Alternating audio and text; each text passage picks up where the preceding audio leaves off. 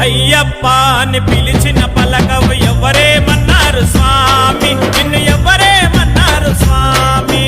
అయ్యప్ప అని పిలిచిన పలకవు ఎవరేమన్నారు